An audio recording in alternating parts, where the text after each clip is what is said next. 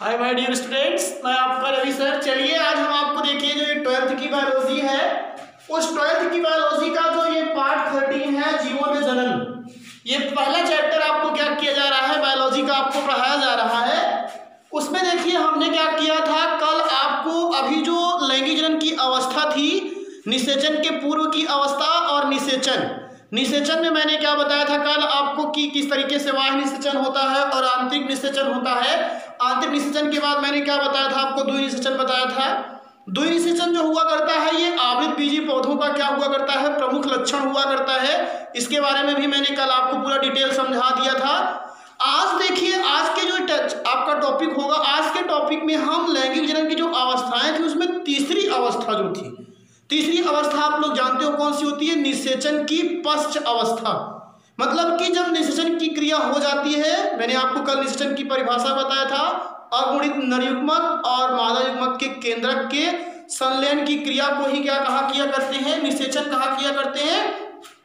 और निषेचन की क्रिया के बाद क्या होता है, एक द्विगुणित संरचना बनती है और उसी द्विगुणित संरचना को ही हम लोग क्या कहते थे, युग्मनज या जाइगोट कहा किया करते हैं। तो अब उसके आगे का स्टेज हमको क्या करना है, समझना है।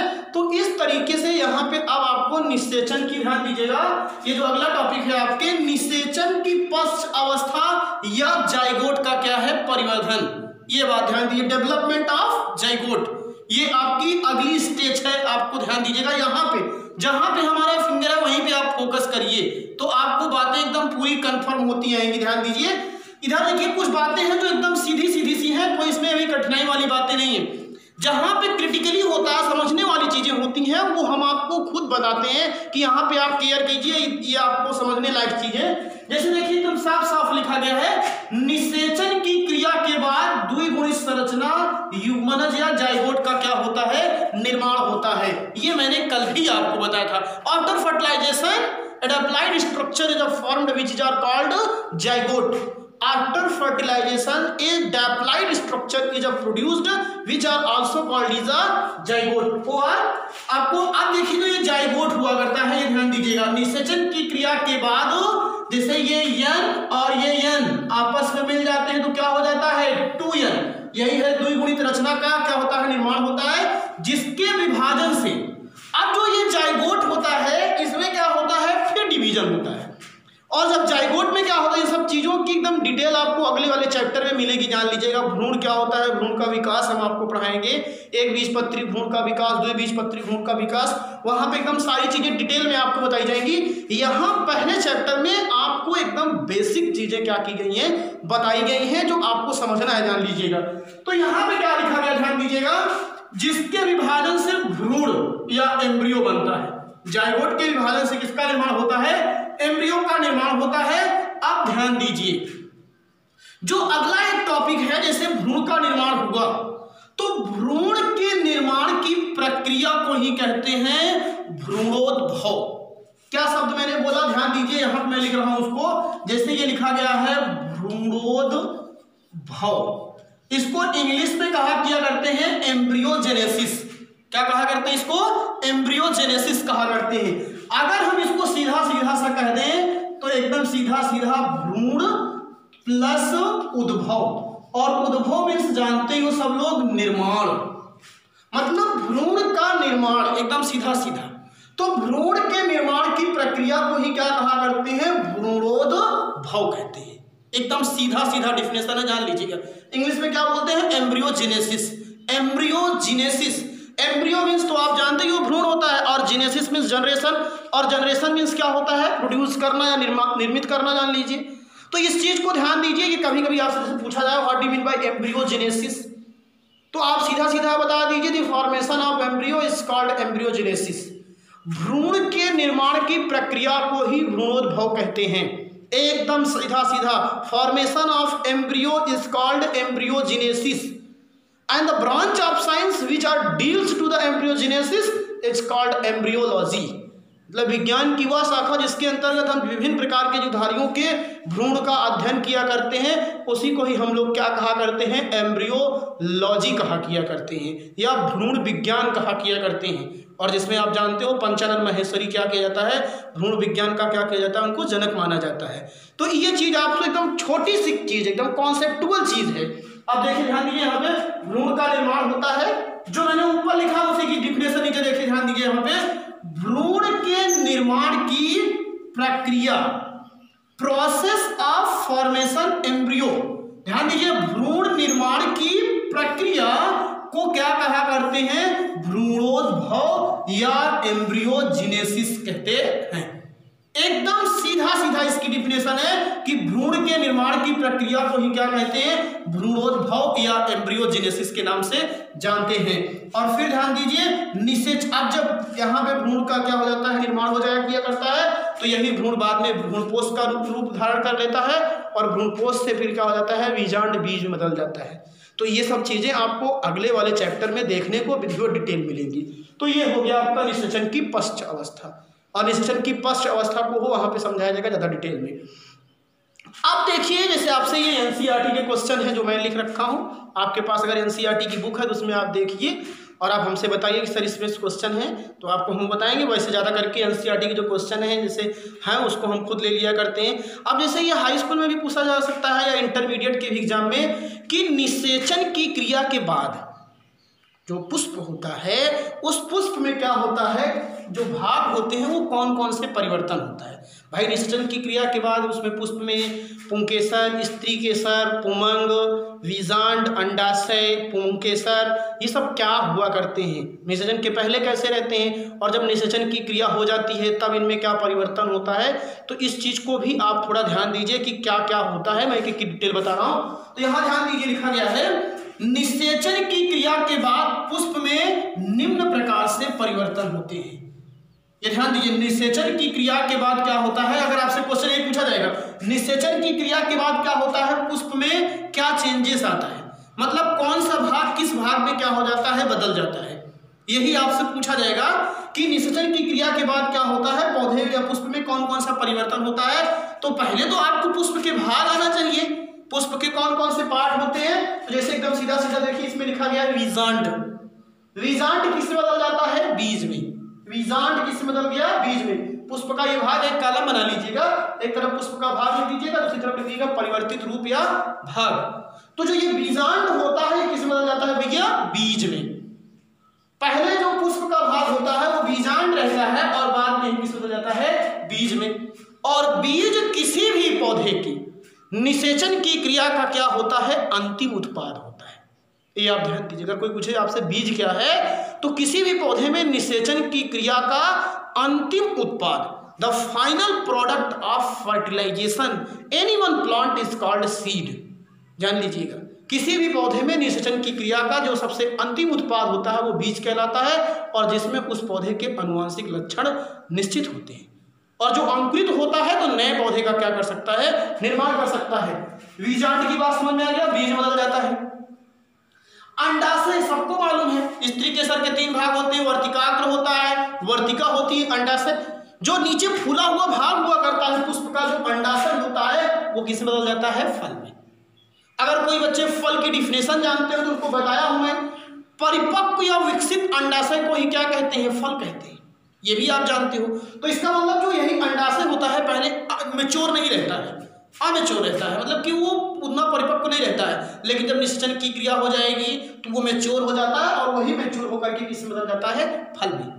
और ऐसे फल जिसका निर्माण अंडाशय से होता है उसको सत्य फल कहते हैं। ये भी आपको जानना चाहिए, जो फल का निर्माण अगर पुष्प के अंडाशय से होता है तो वो सत्य फल है, क्योंकि वो नियमानुसार है।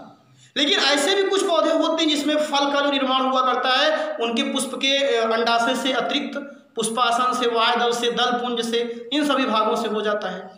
और अगर पुष्प जो फल का निर्माण हुआ करता है वो अंडाशय की अतिरिक्त किसी अन्य भाग से हुआ करता है तो उसको हम लोग कहते हैं असत्य फल। जैसे सेब, सेब एक असत्य फल का उदाहरण है, और सेब का जो निर्माण होता है वो पुष्पासन से होता है। ये बात आप ध्यान दीजिए। तो बीजांड किसमें बदल गया, बीज में, अंडाशय किसमें बदल गया, फल में। और पुंकेसर जो पुष्प का क्या होता है, मेल पार्ट होता था, ये किसमें होता है, सूख करके गिर जाता है। आप सरसों के खेत में कभी जाइए तो देखिए जब उसमें फली लगने लगती है तो सारे पुंकेसर और जो पीले कलर के दल हुआ करते हैं, वाय दल होते हैं, सब सूख करके देखिए खेत के नीचे गिर गए होते हैं। ये आपको देखने को ऑब्जर्व हुआ होगा जो खेत में गए होंगे कभी फील्ड में, और जो नहीं गए हैं तो उनको केवल आभास कीजिए।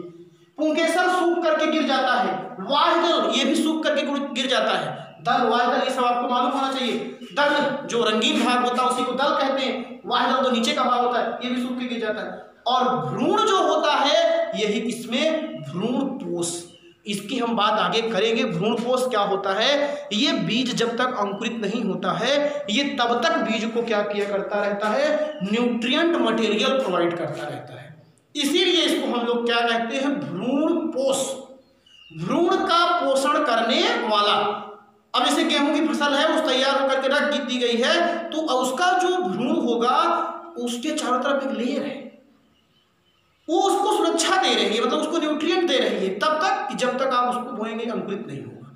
ये बात आप ध्यान दीजिए। और फिर अगला चीज, एक क्वेश्चन, ये भी क्वेश्चन पूछा जाता है कि बताइए कि पौधे के कौन से भाग हैप्लाइड होते हैं, कौन से भाग डिप्लाइड होते हैं, मतलब कि जो इसमें गुणसूत्र की संख्या मतलब द्विगुणित होती है जैसे, और जिसमें गुणसूत्र की संख्या अगुणित होती है।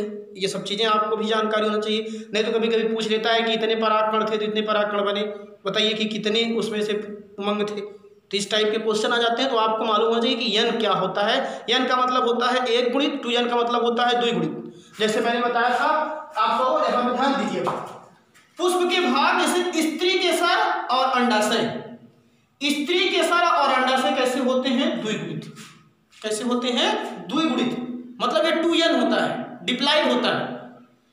पुंकेसर और परागकोश, ये वाला बहुत पूछा गया है, परागकोश कैसा स्ट्रक्चर है, पुंकेसर सब लोग जानते हैं। परागकोश पुंकेसर के ऊपर पाई जाने वाली एक टोपी सदृश संरचना जिसमें परागकण भरे रहते हैं, उसी को परागकोश कहते हैं। तो परागकोश भी कैसा होता है, 2n होता है, ये बात दिमाग में रखिए। जितने वेजिटेटिव पार्ट होते हैं, मतलब कि जो अभी गैमेट सेल का निर्माण कर रहे हैं वो सब डिप्लाइड होंगे, इसमें जो गुणसूत्र की संख्या होगी वो द्विगुणित रहेगी। लेकिन जब गैमेट बनेगा, मतलब जब उसमें क्या होगा, गैमेट का युग्मक का निर्माण होगा, जैसे नर युग्मक, मादा युग्मक। अब नर युग्मक क्या होता है मालूम होना चाहिए आपको, परागकण नर युग्मक है, और मादा युग्मक क्या होती है, ओव्यूल्स या एक सेल होती है। तो नर युग्मक और मादा युग्मक तो आपको मालूम है कि जब तक मियोसिस होगी तभी तो फिर वही तो पार्टिसिपेट कर रहे हैं, तो इसके कारण क्या हुआ करता है, वो सब आपके एक गुणित होते हैं। तो यहाँ लिखा गया मादा युग्मक या अंडकोश क्या, ये यन है। अगर इसमें गुणसूत्र की संख्या आपकी मान लीजिए 18 थी तो अब यहाँ कितनी रह जाएगी, केवल 9। ये बात याद रखिएगा, 2n का मतलब कि वो 18 है, लेकिन अब अगर यहाँ n लिख दिया गया इसका मतलब 2 हटा दीजिए, केवल बचा क्या, हाफ हो गया, n/2। तो ये केवल आधा रह गया, 18 है तो 9 गुणसूत्र हो गए, 14 है तो 7 रह जाएंगे इसमें, यही इसकी बात समझिए। नर युग्मक और परागकण क्या लिखा गया है, ये नर युग्मक और क्या लिखा गया है, परागकण, ये भी कैसा होता है, यन। यन का मतलब क्या होता है, अगुणित, और 2n का मतलब होता है द्विगुणित। 2n का मतलब क्या होता है, द्विगुणित। कंफर्म हो रहा है ना, ये सब चीज आप ध्यान दीजिएगा। भ्रूण पोष बहुत बहुत इंपॉर्टेंट टॉपिक है। ये क्वेश्चन आपसे पूछा जाता है कि द्विनिषेचन की क्रिया के बाद पौधों में बनने वाला जो अंतिम जो संरचना होती है उसका नाम क्या होता है। इसीलिए तो पौधों में द्विनिषेचन होता है ताकि भ्रूणपोष भी बने और भ्रूण भी बने। ये चीज ध्यान दीजिएगा, ये चीज आपको जब समझाएंगे तो समझ में आएगा। भ्रूणपोष जो होते हैं ये कैसे होते हैं, थीरियन। अब थीरियन का मतलब जैसे मैंने कहा इसमें 18 था, यहाँ पे भी 18 है, यहाँ कितनी हो गई थी 9, लेकिन अब यहाँ कितनी हो जाएगी, 9 तो रहेगा ही, 9 कितना हो जाएगा 27। ये चीज याद रखिए। भ्रूणपोष कैसी संरचना है, त्रिगुणित है। ये थीरियन का मतलब क्या होता है भैया, त्रिगुणित। थीरियन का मतलब क्या होता है, त्रिगुणित संरचना होता है। और जाइगोट तो मैंने अभी देखिए हमने समझाया था, यन और यन मिलता है तो ये क्या बनता है, जाइगोट। और पत्ती ये सब तो निषेचन में पार्टिसिपेट कर रहे हैं तो ये 2n, जड़ भी 2n, तना 2n, ये सब कैसे होते हैं, द्विगुणित संरचना होती है। तो ये इंपॉर्टेंट टॉपिक है, इसमें केवल इतना, ये जो नीचे के दो हैं इसको याद रखेंगे। मादा युग्मक क्योंकि ये गैमेट सेल है, ये n होती है, ये भी n होता है, और ये कैसा होता है, थीरियन। ये इंपॉर्टेंट है, इसलिए उसको मैंने टिक भी कर दिया। भ्रूणपोष कैसा होता है, थीरियन होता है। और भ्रूणपोष का निर्माण कब होता है, द्विनिषेचन की क्रिया के बाद। और आप ध्यान दीजिए भ्रूणोद्भव के प्रकार।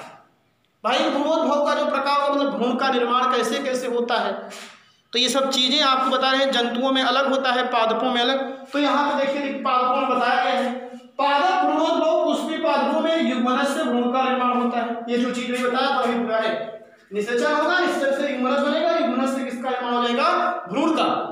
जाइगोट इज कन्वर्टेड एम्ब्रियो, और फिर भ्रूण के विकास से भ्रूणपोष का निर्माण हो जाता है।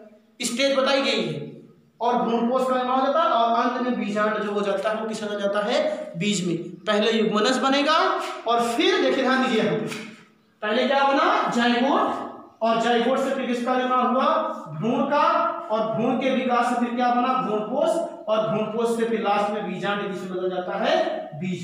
किसमें बदलता है, अंत में बीजांड बीज में बदल जाता है।